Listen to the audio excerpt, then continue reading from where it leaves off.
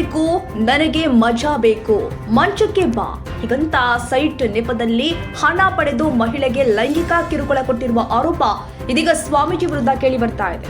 ಬೆಂಗಳೂರು ಗ್ರಾಮಾಂತರ ಜಿಲ್ಲೆಯ ದೊಡ್ಡಬಳ್ಳಾಪುರ ತಾಲೂಕಿನ ಮೇಲೆಕೋಟೆಯಲ್ಲಿ ಇರುವಂತಹ ಮಹರ್ಷಿ ಶ್ರೀ ವಾಲ್ಮೀಕಿ ಗುರುಕುಲ ಪೀಠದ ಸ್ವಾಮೀಜಿ ಬ್ರಹ್ಮಾನಂದ ಗುರೂಜಿ ವಿರುದ್ಧ ಮಹಿಳೆಯೊಬ್ಬರು ಇದೀಗ ಗಂಭೀರ ಆರೋಪಗಳನ್ನ ಮಾಡಿದ್ದಾರೆ.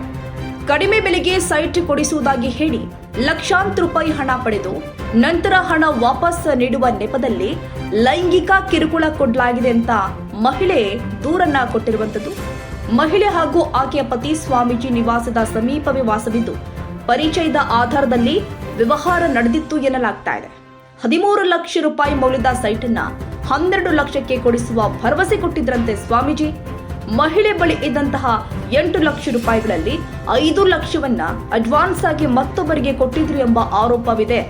ಆದ್ರೆ 1 ವರ್ಷ ಕಳೆದ್ರೂ ಕೂಡ ಸೈಟ್ ಕೊಡದೆ ಅಡ್ವಾನ್ಸ್ ಹಣವನ್ನು ವಾಪಸ್ ಕೊಟ್ಟಿಲ್ಲ ಅಂತ ಮಹಿಳೆ ದೂರಿದ್ದಾರೆ. ಹಣ ವಾಪಸ್ ಕೇಳಿದಾಗ ರೂಮ್ಗೆ ಬಾ, ಹಣ ಕೊಡಿಸ್ತೀನಿ, ನಿನಗೆ ಹಣ ಬೇಕು, ನನಗೆ ಮಜಾ ಬೇಕು ಅಂತ ಸ್ವಾಮೀಜಿ ಹೇಳಿದ್ದಾರೆ ಎಂದು ಆರೋಪಿಸಲಾಗಿದೆ. ಈ ಮಾತುಗಳನ್ನ ಮಹಿಳೆ ಮೊಬೈಲ್ನಲ್ಲಿ ಆಡಿಯೋ ಹಾಗೂ ವಿಡಿಯೋ ರೂಪದಲ್ಲಿ ದಾಖಲಿಸಿಕೊಂಡಿದ್ದಾರೆ ಎನ್ನಲಾಗ್ತಾ ಇದೆ. ನಿರಂತರ ಫೋನ್ ಕರೆ, ಆಡಿಯೋ ಮೆಸೇಜ್, ವಿಡಿಯೋ ಕಾಲ್ ಮೂಲಕ ಕಿರುಕುಳ ಕೊಡಲಾಗ್ತಾ ಇದೆಯಂತೆ. ಅಲ್ಲದೆ ಒಂಟಿಯಾಗಿದ್ದ ವೇಳೆ ಮನೆಗೆ ಬಂದು ಕಿರುಕುಳ ಕೊಟ್ಟಿದ್ದು ದಾಖಲೆಗಳನ್ನ ಡಿಲೀಟ್ ಮಾಡುವಂತೆ ಒತ್ತಡ ಹೇರಿದ ಜೊತೆಗೆ 50,000 ರೂಪಾಯಿ ಆಮಿಷವನ್ನ ಒಡ್ಡಿದ್ದಾರೆ ಎಂದು ಮಹಿಳೆ ಆರೋಪಿಸ್ತಾ ಇದ್ದಾರೆ. ಘಟನೆಗಳು ಗಂಡನಿಗೆ ತಿಳಿದ ನಂತರ ಆತ ಮನೆ ಬಿಟ್ಟು ಹೋಗಿದ್ದಾನೆ ಅಂತ ಮಹಿಳೆ ತಮ್ಮ ದುಃಖವನ್ನ ತೋಡಿಕೊಂಡಿದ್ದಾರೆ. ಇನ್ನು ಸಂತ್ರಸ್ತೆ ಈಗಾಗಲೇ ಆಡಿಯೋ ವಿಡಿಯೋ ಸಾಕ್ಷ್ಯಗಳೊಂದಿಗೆ ಪೊಲೀಸ್ ಠಾಣೆಗೆ ದೂರನ್ನ ಕೊಟ್ಟಿದ್ದಾರೆ.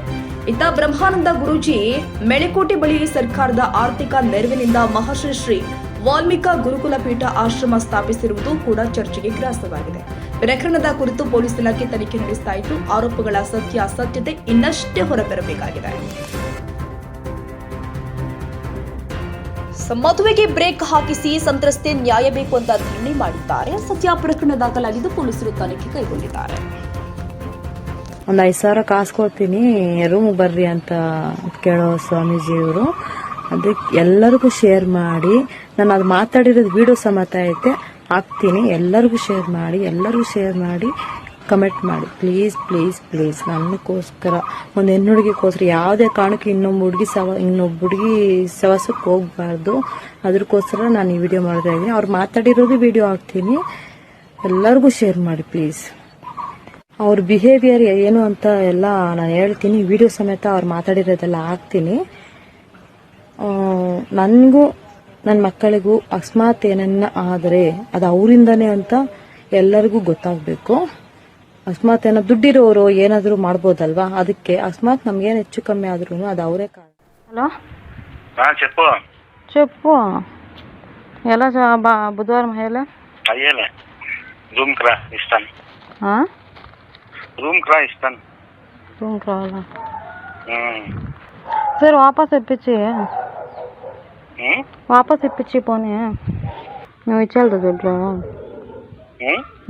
దుడ్లు రూమ్కి రా వస్తావా? రూమ్కి వచ్చేలేదు, నువ్వు ఎప్పుడు ఇస్తే నేను ఆవిడ వస్తాను.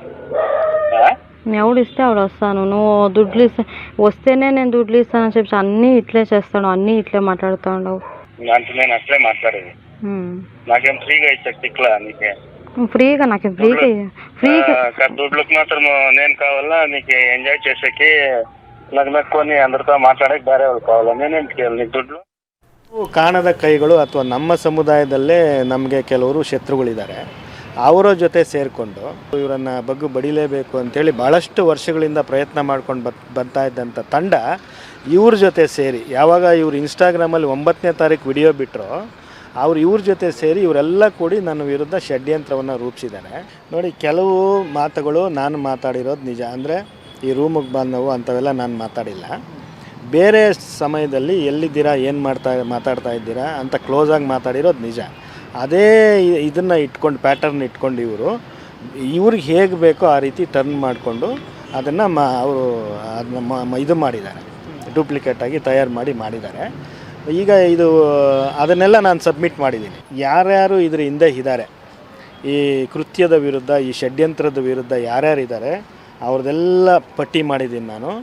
ಮತ್ತು